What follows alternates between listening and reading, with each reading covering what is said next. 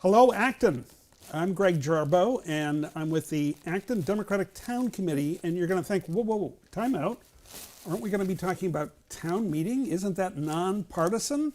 And the answer is yes, it is. It is. But sort of the Red Sox are nonpartisan too. You can have a point of view, and you can be a passionate advocate of it, and by the way, still try to stick to the facts. If you're a Yankees fan, you'll know what I mean.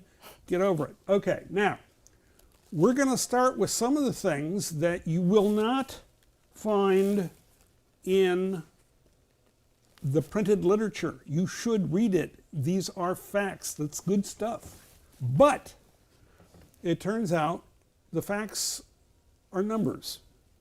The facts say, oh, by the way, the Acton Boxborough Regional School System is going to cut 34 full-time equivalents in the next, well, they're actually only cutting 13 this year because they cut the rest last year, but 34 over 2 years, those are people. So we want to talk to the people who may have to be dealing with the actual consequences of these numbers. And with me tonight are Mike and Leela, and I'll tell you what, I apologize. Mike, you may want to pronounce your last name because I can't. That's fair enough. Mike Balulescu. Exactly. I'm glad you got that right. And Leela? Leela Ramachandran. Exactly. So there you have it. And now, one other thing, by the way. If you want, there is a chat feature. And if you go to actondems.org, you can go to the YouTube and watch this live and chat and ask us questions. Or you can go to Zoom, that also works. And we'd love to have you participate. But let me start. Mike. Yes. It turns out, I think town meeting is full of drama. It's better than Netflix. The things that happen there are just surprising. But you don't see it if you're not there. And that can have political consequences that impact people. So you have an anecdote you want to share from last year's town meeting about what happens if you don't show up.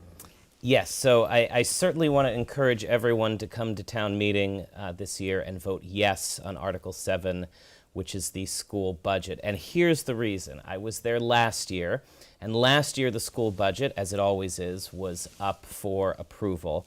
And within the last few days before town meeting, a small group of citizens put an amendment up at town meeting, and it went to the floor to reduce the budget by $1.25 million more. And I say more because the budget last year, as it is this year, in my opinion, is already pretty austere, already represents some pretty painful cuts to meet financial realities. And these citizens wanted to reduce it by a significant sum, $1.25 million in a bare bones budget. That's a lot of jobs, that's a lot of teachers, that's a lot of pain. And because there were so few people at town meeting, it just barely was rejected. The amendment did not pass, but just barely. If 29 more people in the audience at town meeting participating had decided to vote yes, we might have faced another terrible round of staff cuts. And so, that was after the 20 positions had been eliminated last year, before there's 13 more being eliminated this year. Yes. So picking a number out of the hat and saying, oh, I know, let's just cut budgets because cutting budgets is cool or popular or trendy or, I want to cut the budget. Whatever it is, it's your motivation. It's just, some people have the power at town meeting to file amendments. Now, Leela. Yep. What impact does that have on the students? Yeah, it's hard. I was at AB, and one of my favorite teachers, Miss Hammond, she really is part of the reason I'm here right now. And she is one of the teachers who's going to be cut. And she knows students by their first and last name. She knows about their families. She knows how they're doing. She knows what they want to do. And so we're losing some teachers, some educators who really care about students, who know them. Students feel like they have a trusted adult in the building. And I work in public health, and we know that having trusted adults means that it's a protective factor for students. So By the way, I forgot to say congratulations. You just got elected thank you. last I night? appreciate it. Yeah, it's Wow. exciting. Yeah. And so by a landslide? Well, landslide Leela, how's that? Does that work for you? I'll take it, Greg. You'll take it. Okay. All right. Now, so let's go back to the town meeting starts Monday night. And although you can register to get in around 6, it probably won't get underway until 7.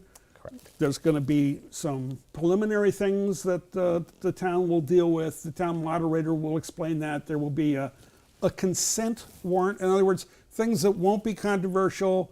People will agree that's not controversial. It'll get passed.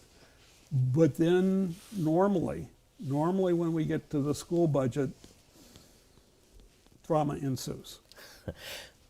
So about what time of night is that likely to hit, and how do we get people to get a babysitter? How do we get people to attend? If I mean, they all have lives. Yeah, it's a good question, Greg. I mean, to deal with the first part of the question, the school budget is Article 7. In my experience attending town meeting, the school budget usually comes up around 8:30. On the first night, it really depends on a number of things. From my perspective, because as an educator in the district, as the president of the teachers union, I think that's the most important thing happening at town meeting. I know there's a lot of important things, but supporting the school budget to me is a way to support the work of our teachers and to support our students in a town where so many of us consider the school system to be really the lifeblood of what brings people to Acton and what builds community here. So I think it's critically important. Now, to your question about babysitters, there's no question that town meeting is inaccessible in some ways, especially for busy working parents who on a school night are going to struggle to find childcare. I get it. I'm the parent of 2 fifth graders. I've been in Acton here for almost 10 years. For many years, my wife and I would trade off. I would go to town meeting or she would go to town meeting. If we were able to get a babysitter, we'd go together. And so I guess my suggestion, if people are struggling with childcare, is to say that sending one registered voter to town meeting is better than none. Or if you can bring 2 or you can bring some adult children, that's great. But the struggle is real. I can't babysit because I'm going to be there. So, But I also think that there is an overflow room in the gym. Yep. And so if you want to come with children, I know it gets a little late sometimes, but you could bring children and sit in the gym if that's easier. Now, any registered voter in the town of Acton can turn up. Mm-hmm. Can any registered voter in the town of Acton speak on this article? Absolutely. There are microphones all throughout the high school auditorium as well as the overflow room. And in order to speak, all you have to do is get in line and step up to the mic and say who you are and where you live. And then you get 2 or 3 minutes. I forget exactly how much, but you get your mic time to speak your mind. And I think for all of the possible criticisms of town meeting and the way that it can be inaccessible, it can be difficult, certainly one of the hallmarks and highlights of town meeting is that everyone has a chance to have their say. And to the drama you spoke of, certainly as a voter and as someone who is into politics and cares deeply about the town, that there is sometimes some entertainment value in what you hear. Some very authentic and meaningful and heartfelt comments, some good jokes, some not so good jokes, and certainly some drama in between. So I can't pitch town meeting strictly for its entertainment value. I think it's an important civic duty, and as a teacher, there's few things you can do more to support me than making sure that the budget passes. But hearing that engagement and hearing people speak is certainly a unique part of politics in Acton. Now, Leila, you've just been campaigning, so obviously there are lots of other issues that surfaced. Anything else that you think is going to come and impact the budget discussion? Well, teachers getting cut for sure. I think that generally, though, like students are still struggling with their mental health. They're still needing support in a variety of ways. Now, is this post-COVID, or is it something else? Coming out of the height of COVID, I think students have always struggled a little bit with mental health and needing some additional support. And everyone has been through a lot. And so I think that part of the budget is also making sure that there are counselors funded, that there are all these other supports for students. So this is a big one. Now, let me just play devil's advocate for half a second. Not that I'm a Yankees fan. Thanks for clarifying. Yeah, I'm not that far gone. One of the things that we see time and again, at least I've seen over the last 40 years, is that people will elect, good people for the school committee and then not go to town meeting. And because of Prop 2.5, because a small minority can use the leverage of you don't want an override, do you? That gives them undue weight, and they use it by turning up at town meeting, where a smaller number of people will turn out and basically undo some of the good stuff that was people thought they had done by casting their ballot. So do you really have to hang in there until the last inning because you never know what they're going to pull? I mean, what I would say is that, Greg, absolutely, anyone who cares about education in Acton, anyone who considers themselves a pro-education voter, anyone who wants to support students and support teachers in their work with students, if they are able, should come to town meeting and stick around to vote yes on Article 7 for the school budget. Because as you said, as much work as I as a classroom teacher put in to try to meet the needs of my students, as much work as the school committee, and Leela's going to join the school committee soon, as much work as the school committee puts in to support the work of teachers and to support students, ultimately, whether or not that budget passes is determined by the voters that happen to show up at town meeting. And so even if there is a pro-majority voting bloc in town, which I absolutely believe that there is, that doesn't matter. What matters is who is at town meeting pushing the clickers and voting yes. And so I really hope that there's a huge turnout for people to support the school budget. But after what I saw last year, I'm going to say close. that number again, 29 votes, and we would have had an approved amendment to cut $1.25 million, would have triggered special town meetings. I'm certain that had that vote gone the other way, that would have resulted in more teachers losing their jobs, more staff members losing their jobs. So I believe in the voters in this town. I believe in this school district, but we have to show up and make that preference and make that support of the school system known. So, Leila, how do you convince somebody who may not have students in the school system today that voting for the school budget actually is a good thing no matter what kind of childhood demographic you don't have? And yeah, I mean, if you don't have kids, that's okay. I don't have kids anymore. They went through the Acton school system, but that was like 15 to 20 years ago. So I'm one of those people who, quote, doesn't have children, but Sure. I'm supporting the schools. What argument can you make to help convince people who might be in that boat? Sure. I think a lot of people move to Acton for the school district. So even if your kids have graduated out, you benefited from the schools, and you still do, because people still keep coming to Acton for the schools. I think if you are my age and you don't have kids in the school, but you just know that the schools are valuable, that they're an integral part of our community, you would vote yes to, just like I do and I intend to. Schools, educators, children are kind of the future, especially the children. And so I hope that we're investing in our future. I hope that we're voting yes on the budget. Cool. Well, that gives you a flavor of the opening night of town meeting. That's Monday.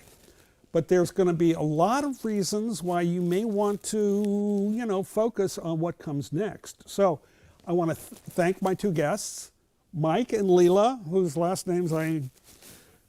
We'll Mike, work on it. I'll work on it. I'll work on it. Is it on the exam? It is not. Oh, okay. I'm relieved then.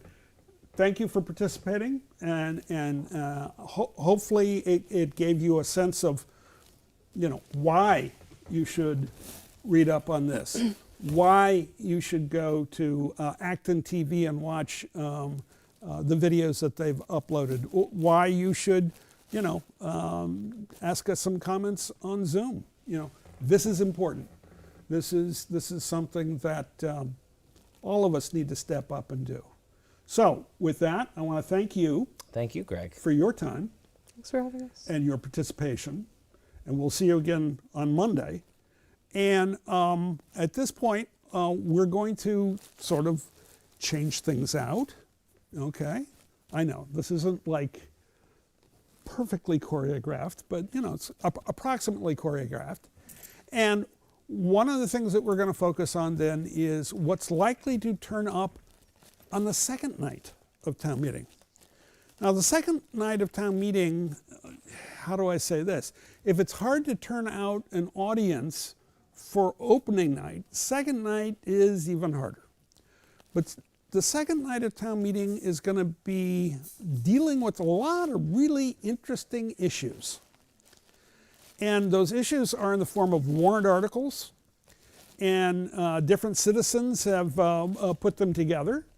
And one of those articles, believe it or not, is going to be asking the town to vote on a non-binding referendum. It's an expression of the town's will, but what it could turn into is a request to the state legislature for permission to enable 16-year-olds to register to vote in town elections, and if and when that home rule petition passes in the legislature, then they could participate in town elections. Now this is sort of a different idea, and while we're getting Ty mic'd up here, Ty, why don't you introduce yourself? Well, I'm Ty Seahi. I'm a junior at the local high school. So, how old are you? 17. So you're not 18, you're not old enough to vote today, but if this passed, well, let's put it this way, would you be voting in town elections? For sure. I think voting is one of the most important civic duties one can do. So that's pretty phenomenal. Now, I'm old enough to remember when they lowered the voting age from 21 to 18. In fact, I just turned 20 when they lowered the voting age to 18. So I wondered whether I had sort of missed a year or an election cycle in there. But there was a lot of debate back then as to whether, letting 18-year-olds vote was, going to unleash pandemonium, or, do they really know what they were doing, and et cetera, et cetera. What do you do to the skeptical voter who says, why would I want to let 16-year-olds vote? I feel like I know that there are many 16-year-olds who genuinely do take an interest in local laws, elections, just politics in general. And I feel like 18 is a difficult age for one to become a voter, because that's the age that you're just going off to college. You have a new address, you're living in a new town, maybe even state. So it's extremely hard to register as a voter, much less actually get out and vote. So 16 is a great age because there are so many people who are involved and who wish to participate in their local community. So you're here participating, and if we get any questions, we'll be happy to take them. But how do your classmates, are they into this? Is this something that is talked about at school? Yeah. I'm from the High School Democrats Club, so obviously we do talk about it there. But there are many of my classmates, even in English class, for example, who do take an interest in politics and who do really want to make a difference. Even at our local school, we've had a lot of movements regarding recent course leveling changes, things like that. So participating in the system sort of feels like you're ready to step up, and you've got a sort of skin in the game. These issues do impact you, don't they? For sure. They're the laws that are already do affect us, but I feel like we're suddenly thrown in at 18 to so many different things. You're suddenly an adult, you suddenly have so much more responsibility. I feel like easing into it by allowing one to participate in their community a few years beforehand would definitely make the transition a lot easier. Uh-huh. Now, I understand that this is not just happening in Acton, that there are other towns around not only Massachusetts, but around the country that are also taking a look at, lowering the voting age to 16. Do you think this is a trend that goes beyond this town? For sure. We see increasing numbers of towns around Acton and even throughout the country constantly, well, not constantly, sorry, that are attempting to decrease the voting age. It's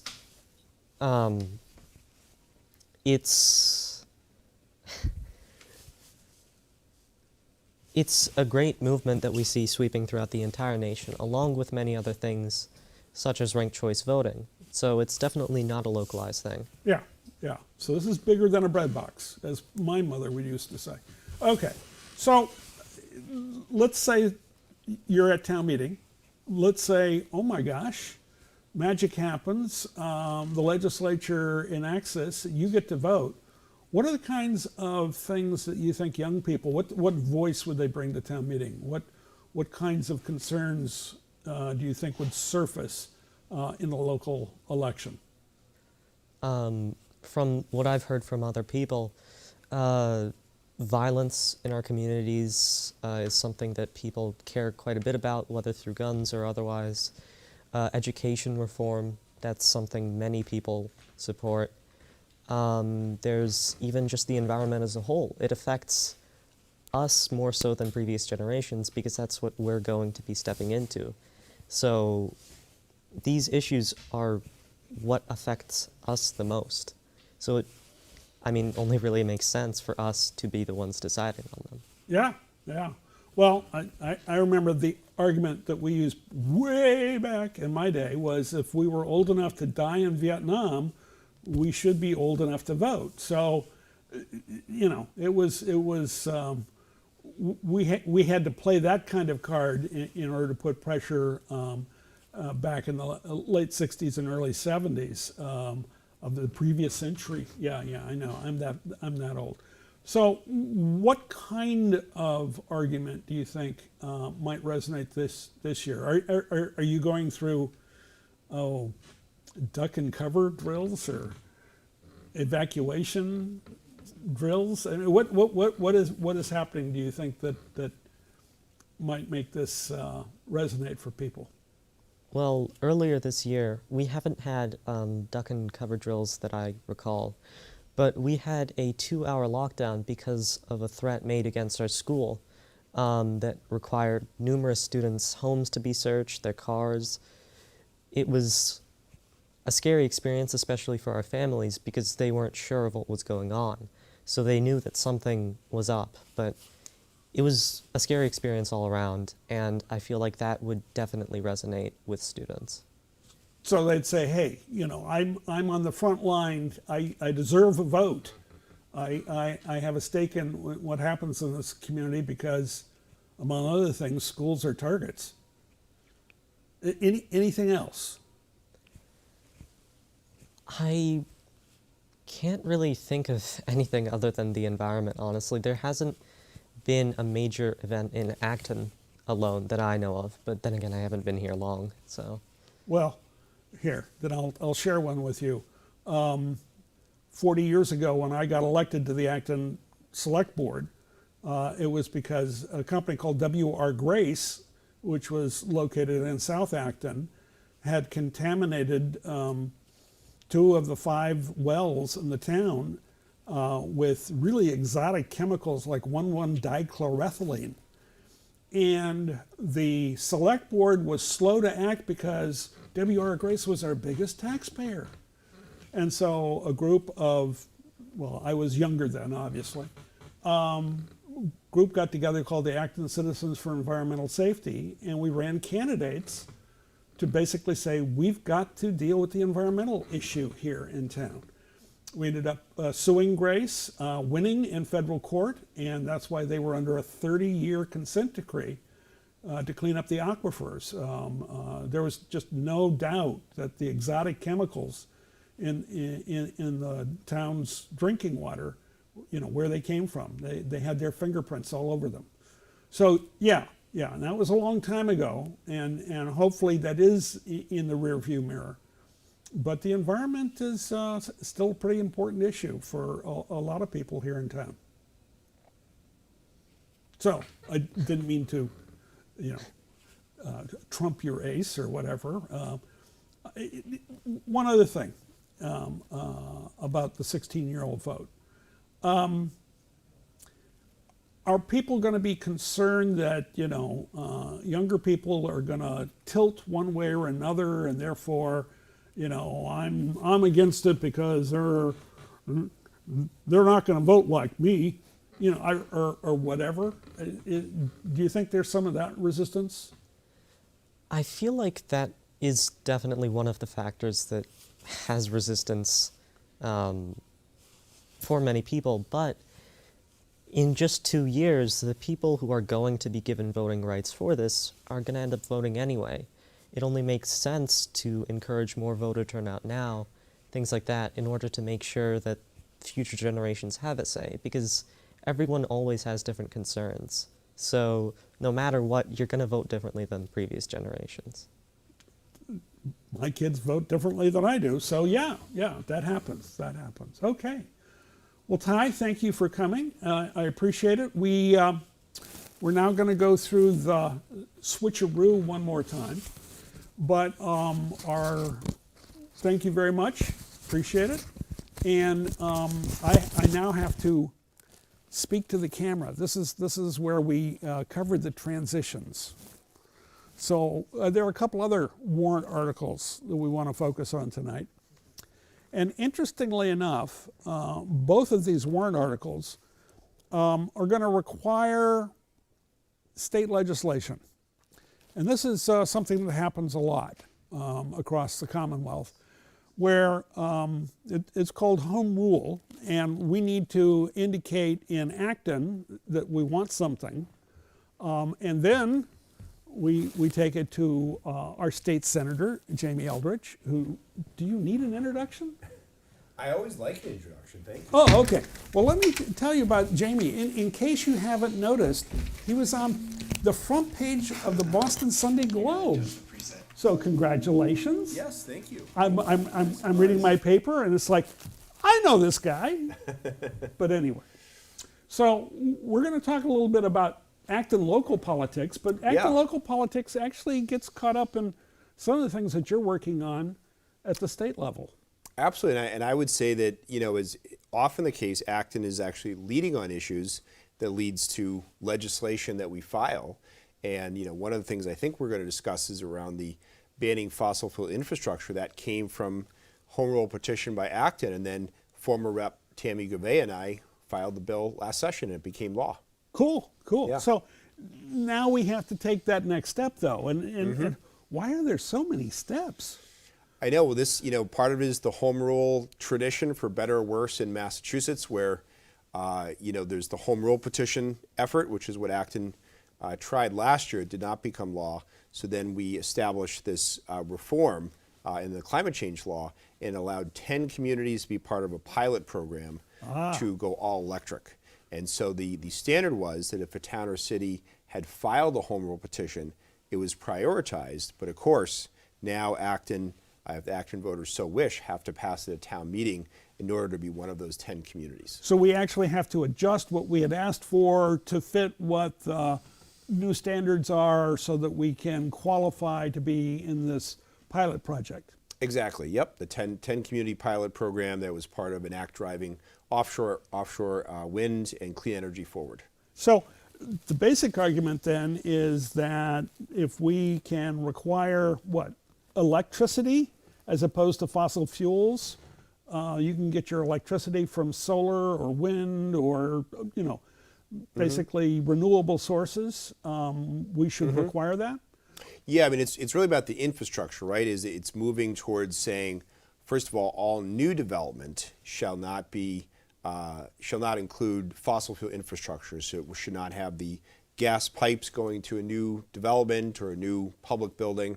That should all be electric.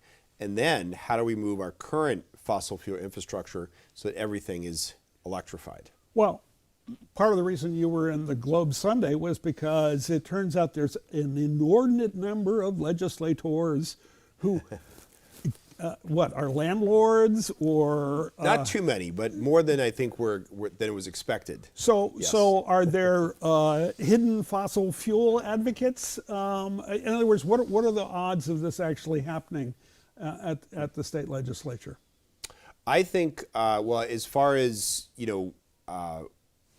what Acton wants to do, it's already set. It has to pass by the voters. As far as taking the next steps towards how do we electrify everything, I think a lot of it is getting over that doubt, which is really based on sort of myths and fears that we somehow can't do it, or there'll be blackouts or brownouts in the winter or in the summer when we need AC or extra heat. But actually, it's possible. We do need to upgrade the grid to get there. So we need to invest more in the grid. But it's possible, and we're seeing homes that are completely electrified with heat pumps and solar and geothermal and improving the envelope of the house that they don't need fossil fuel infrastructure. So it's happening now. Cool. Now there's another article. Yes, heard just a little bit about this one. Oh, I throughout think my I district. saw you in the Globe about that one too. So I think this issue started in Littleton. It did. Yes, in Littleton, and actually, I must confess, the Boston Globe really discovered it before I did. But a fairly old mill right at the Littleton Common by 495, where there are actually 86 licensed gun dealers. It's actually the densest concentration of licensed gun dealers in the entire country. So you think about all the states where usually gun ownership is sort of encouraged or there's not as much gun control. The highest concentration is in not only Massachusetts, but in Littleton, Massachusetts. And many of my constituents in Littleton were outraged and shocked and asked for a bylaw to, in the future, limit that. And as a result of what's happening in Littleton, which actually a bylaw is already passed, now towns like Acton, which are seeing some of those dealers now apply to move to, say, Acton or Westford or Ayer. And so then this firearm business regulatory bylaw is being proposed at town meeting. So if it fails at town meeting, we basically can't stop anybody from setting up shop in any industrial park or shopping center or you name it in the town. So it seems counterintuitive to say we need to give approval for one or two places in Acton where it's legal if basically I know a lot of people in Acton would say, do we have to let this happen at all? So Right. how does that work? Well, because, whether or not we agree with the Supreme Court's interpretation or the federal government's interpretation of the Second Amendment, at least the majority of the Supreme Court sees the Second Amendment as being a right to bear arms, and therefore being a licensed gun dealer is legal. Obviously, the dealer have to follow all the rules and laws, and I think the vast majority do.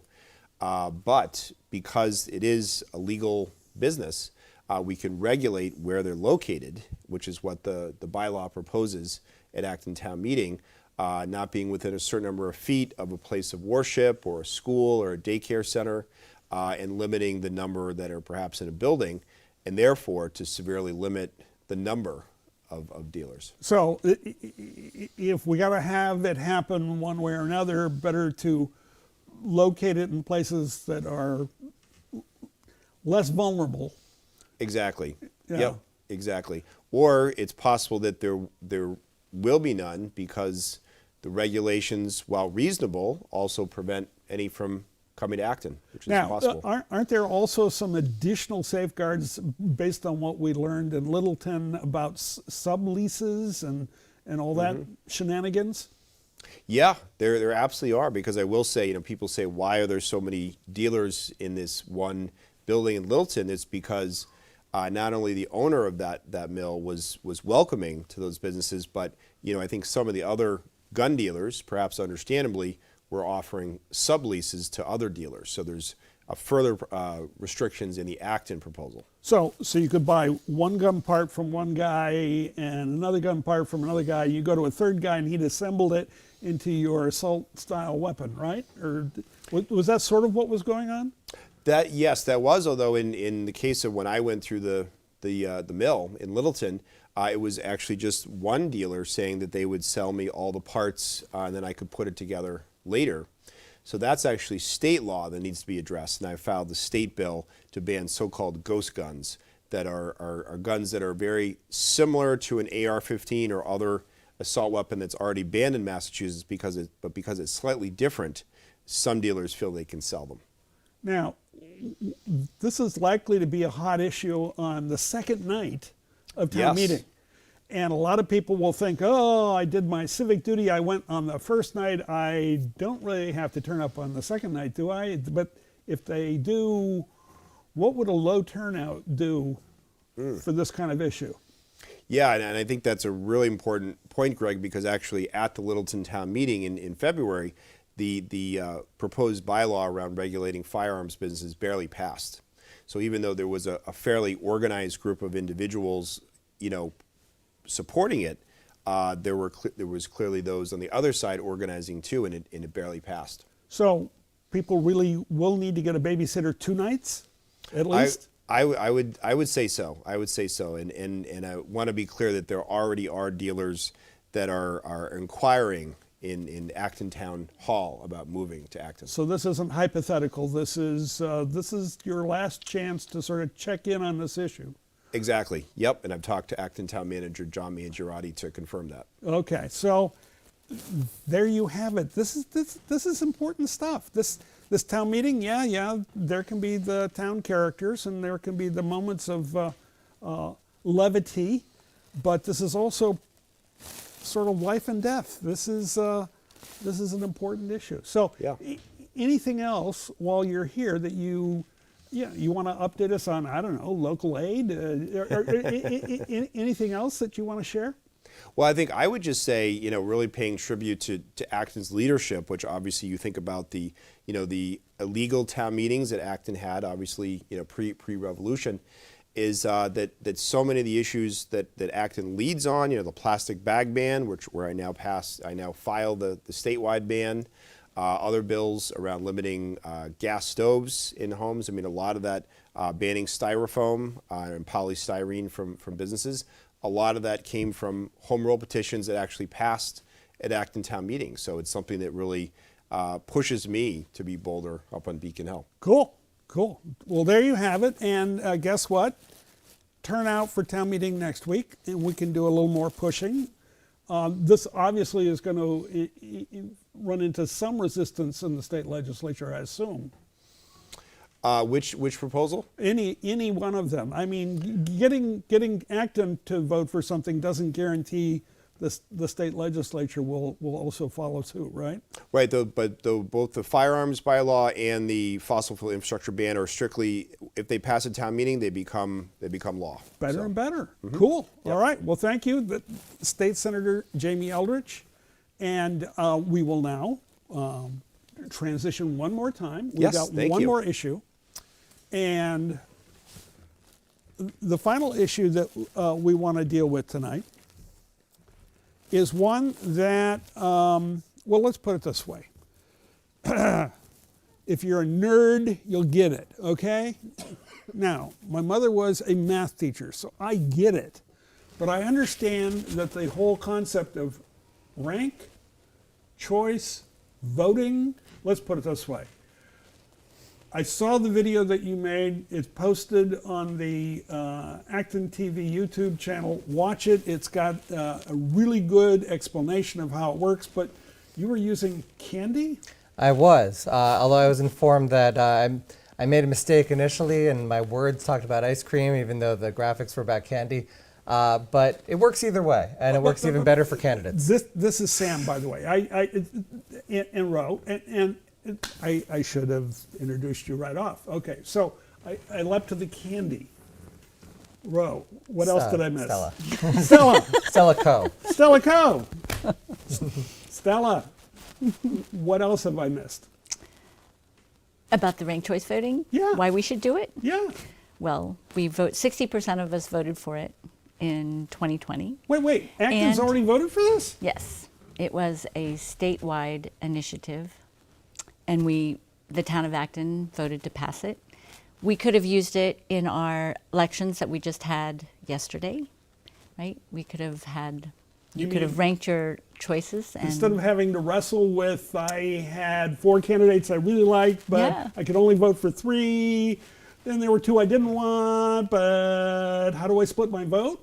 Yeah, I actually didn't use my entire ballot, which I felt terribly about, because on some of the elections, you know, in some of them there were 2 or 3 candidates that were there, and I felt strongly about some, and then on others it was kind of a close question. I liked a few of them, and then there were others that I disagreed with, and you know, that can go in any number of directions. But with the current system, it's called first past the post. It's the standard system that we're all used to. Whoever gets the most votes wins. And it sounds incredibly logical until you realize that whoever gets the most votes doesn't mean that they actually win most of the people. They just win, and if there's many candidates, they can get a plurality or more than anybody else, but still less than a majority. And it happens fairly often that the majority actually prefers somebody else. And then there's various ways that that the election results end up not reflecting the will of the people. One of the most common that we hear all the time is spoiler candidates. If there's a race where maybe you really like one candidate, but they don't really have a great shot of winning, you may prefer that they don't even run, or if they do run, that you encourage people not to vote for them and you don't vote for them yourselves, because there's another candidate who you also are okay with, even if they're not your favorite, but that candidate is more likely to win if you vote for them, and then there's somebody else who you really don't want. You see that if there's when there's multiple candidates that are similar, they end up splitting up the vote.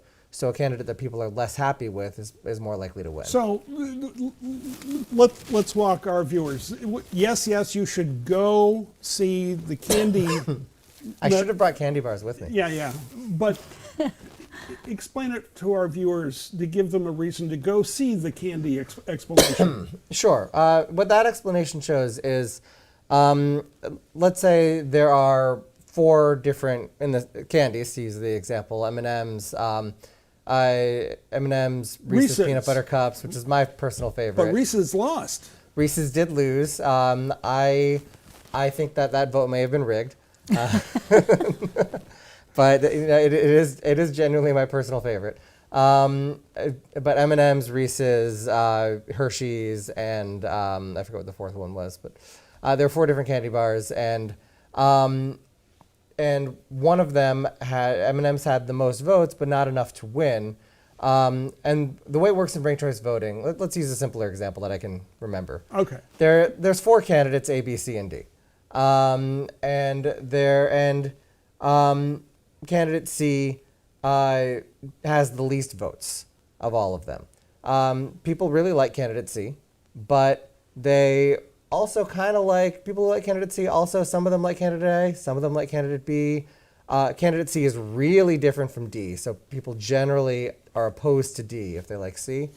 Well, if C has the fewest votes, then we just remove C from the election, and we go to the second choice for those voters, and we count their vote for the second choice. So they don't have to worry about supporting C and be worried that D is going to win, because if C doesn't get enough support, their vote then counts for their next choice. So their votes go to A or B. And then we just do the same process again. We now have Those second choice votes now count as if they were first choice votes for A and some for B. And let's say that now bumps A up a little higher. D is still maybe in the lead. Maybe A, B, and C are all kind of similar, and D is very different. So D is still kind of in the lead. Well, now if B has the lowest vote total, eliminate B. All the candidates who are voting for B at this point, we remove those votes, and the next choice down their list, either their second or third choice, whatever their next choice is, counts for those. Those candidates like A the best. So we may have had 3 candidates that were very similar, and under first past the post, a fourth candidate who's very different and people don't tend to favor as much would have won, but we don't have to worry about those candidates splitting their vote. If you just rank your first, second, third, and fourth choice, and you don't need to go all the way down the ballot, rank as many as you want to, but you rank the choices that you have, and that allows for what's called an instant runoff between the different candidates until we get down to one that is the most favored by the electorate. Wow, wow. And Stella, they're actually doing this in different parts of the world. They are. Maine does it for their federal elections. Maine does it already. For their federal elections. For So the we're federal. talking about just for our town elections. And Alaska does Alaska it. as well. Alaska does it, that's In right. fact, they just did it, didn't They they, did. in the last round of the elections? And are there any? Well, there's at least a city in Massachusetts that's been doing this since 1948. For 70 years now. No, 40. I know it's been 70 years. So I think 50. I think It's a long time. I remember it's 70 years. I think it's been since 53. Oh, okay. I think. So that's Cambridge, right? But so why Acton? Why should we be out in front on ranked choice voting? I mean, we're out in front on everything, aren't we? That's a good thing. Oh, that's a good thing. Okay. So I just think that things are kind of divisive now. And I think, we're lucky that I think our candidates in this last election were all not, wasn't really contentious in that way. But when you have an election where candidates can kind of snipe at each other or not be very cordial, with ranked choice voting, they know they're courting more than one voter, right? More than, like, In I other want words, to be if your second choice. I can't or get your first vote, Yeah. but could I be your second choice? Exactly. And we have seen that in examples of real ranked choice votings in cities in America where candidates have run kind of together and said, we each want to be your first choice vote, but we each think you should vote for this other person second. If they were similar candidates, they didn't have to compete. They didn't have to argue about who should run and who should stay home. They could both run. And instead of having someone with not enough of a voice, they could work together and increase their volume and get their word out better. Now, one of the challenges that ranked choice voting faces, I think, is the fact that we don't have what I would call local newspapers to explain it to people. We don't have, somehow or other there needs to be a sort of an education process to say, this is how it works, this is what it's going to do. So is that one of the reasons why there was a sort of a 2-year Yeah. phase in? So yeah, it doesn't start right away for the 2024 elections. It would start in 2025 if we get the state legislature to vote for a home rule petition. It would take longer if the state doesn't vote for that right away. And that would give us time to learn the new system. The new system is also not terribly complicated. It's hard to explain the math. It's not hard to do the math, and that math is done by the computer system. It can also be done by hand by both the town clerk as well as any of the candidates who want to check and make sure, if they don't trust the computer system. I don't blame people for not trusting computers. The more I know about them, the less I trust them. But the full ballots are released. You can do the math yourself. It's not that hard to do once you know how. And the actual process of voting in a ranked choice system is also not that complicated. You just get a ballot that lists multiple choices. You rank as many as you want. Our current voting machines that we purchased a few years ago are already capable of handling it. Just like they do right now, if you make a mistake on your ballot, the machine will spit out your ballot and warn you of the mistake to give you a chance to correct it. It would do the same thing with ranked choice voting. If there's a mistake on the ballot, it will spit out the ballot so that you can correct the mistake. and the actual process is really not any more difficult than the current process. It just feels like it is because it's new and people haven't done it, and explaining the math to people can get a little bit complicated. Okay, so this is going to be on the second night of town Yes. meeting. So there are multiple reasons to come to town meeting, not one, but 2 nights, because, you should vote for the school budget, please. Absolutely. And then you're going to have things like the gun business bylaw, you're going to have the energy infrastructure, you're going to have voting on whether to lower the voting age to 16 and ranked choice voting. Should we be charging tuition to this town meeting? Because this sounds like a graduate level course. I mean, there are many things that could be said about the various pros and cons. And I know Mike talked about this a little bit, and he and I talk about this quite a bit. There are things that could be said pro and con with the town meeting system, in terms of whether it's better to have representatives who study these issues or not. But regardless, it's incredibly exciting to get the chance as a town to come together and talk about these things. And it is incredibly important to know, one of the drawbacks of town meeting is that the issues are decided by the ones who show up. So if you care about these issues, even if you think that the issue you care about is very popular, that doesn't necessarily mean it'll be very popular in the room on the day. So it is incredibly important to show up on both nights. It can be very difficult. I have twins at home who are 11 years old, and that absolutely makes things challenging. And I totally understand that, and that is one of the big drawbacks of town meeting. But I'm going to be there, and I'm going to vote for the things that we've talked about here today. And it's important for everybody to do everything they can to make sure that they're able to be there too. So if someone wants to read up on this is in the warrant article. It's what, article number? 35. 35, which you will find back on page 73. Yeah, pretty close to the end. All right, I know. It will be coming up for a vote late on the second night. It's on the midterm exam. You better study up on this stuff. Okay, all right. Now, any other reasons that you think people should really, really, really go to town meeting this year?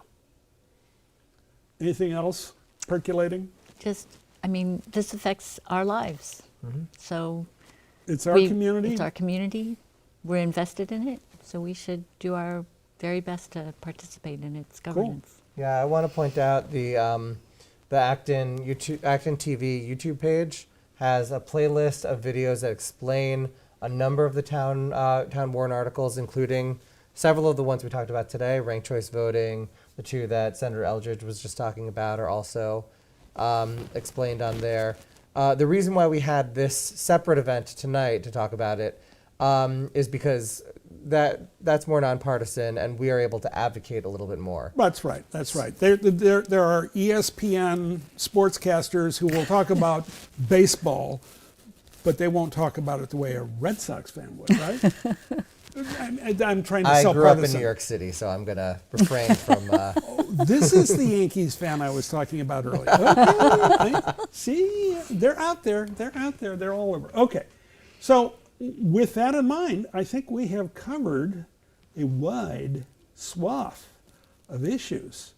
And now it's just time to do your homework and get ready to go to town meeting. Invite your friends. Bring your friends, get a Bring your babysitter if you family. have to. You know what? This is important. There's a reason why we have this right, and people fought for it, and it's important. So, on a serious note, attend town meeting.